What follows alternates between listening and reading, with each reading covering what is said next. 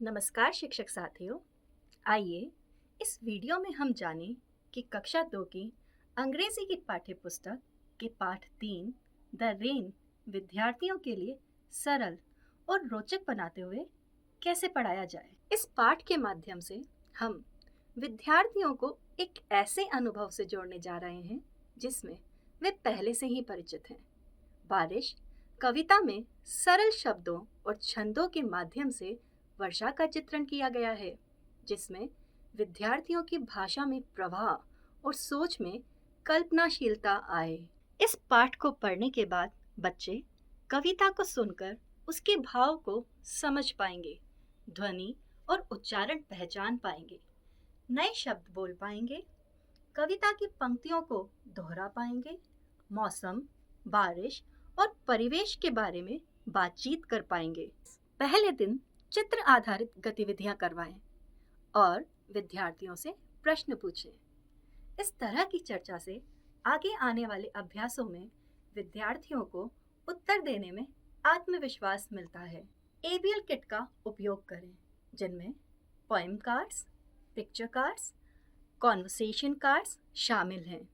इन cards का उपयोग pair work, group recitation या रोल प्ले के माध्यम से किया जा सकता है। Day 2. You can add such activities like rain sound simulation.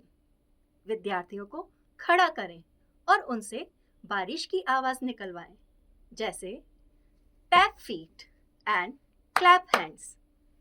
इससे विद्यार्थी rhythmic awareness, listening and coordination जैसी स्किल्स सीखेंगे। Day 3. आप कुछ अन्य गतिविधियां भी करा सकते हैं, जैसे ड्रॉ एंड राइट। विद्यार्थियों को रेनी सीजन ड्रॉ करने के लिए कहें और आंसर देने के लिए कहें।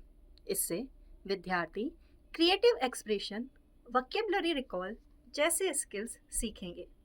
Day 4. Listening and phonemic awareness. बच्चों को ब्लेंड्स, क्ल एंड क्र सिखाने के लिए क्लैप, क्लिप, क्राउन, क्रैक जैसे शब्दों का उपयोग किया जा सकता है, जिसे सिखाने के लिए एबीएल फ्लैश कार्ड्स का भी प्रयोग कर सकते हैं। इससे बच्चों में प्रोनंसिएशन में इम्प्रूवमेंट होगा, साथ ही फनेमिक अंतर भी कर सकेंगे।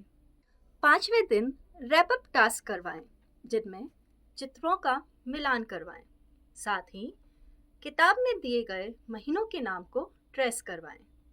शिक्षक साथियों, हर दिन की शुरुआत एक प्रश्न से करें, जैसे do you like the rain. कविता को बार बार गाएं और विद्यार्थियों को अलग अलग एक्सप्रेशन से गवाएं। अंतिम दिन विद्यार्थियों से पूरी कविता इनेक्ट कराएं, जिससे फ्लुएंसी और कॉन्फिडेंस बढ़े।